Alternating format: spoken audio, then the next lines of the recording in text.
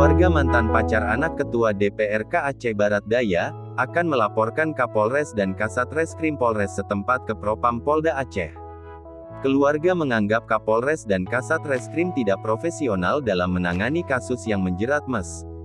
Abang kandung MS, Herianto mengatakan, ada kejanggalan.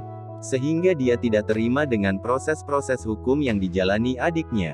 Herianto mengatakan jika adiknya sudah diperiksa pada tanggal 8 Agustus oleh pihak kepolisian, namun tidak dilakukan dengan prosedur semestinya.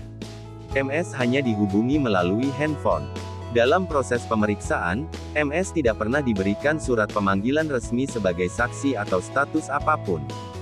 Kemudian MS bersama abang iparnya datang ke Polres untuk diperiksa. Setelah diperiksa dihadapkan dengan pelapor lalu handphone MS diambil, disita oleh anggota Polres.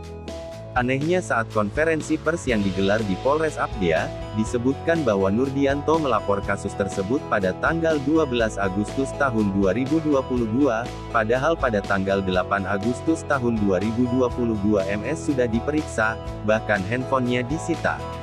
Tidak hanya itu, Herianto juga membeberkan, pada tanggal 15 Agustus tahun 2022, MS kembali disuruh datang ke Polres. Setelah diperiksa, MS disuruh menunggu untuk dibuatkan surat penangkapan, hingga surat penangkapan keluar jam 8 malam. Herianto menduga jika semua itu karena adanya intervensi oleh pelapor yang juga Ketua DPRK Aceh Barat Daya.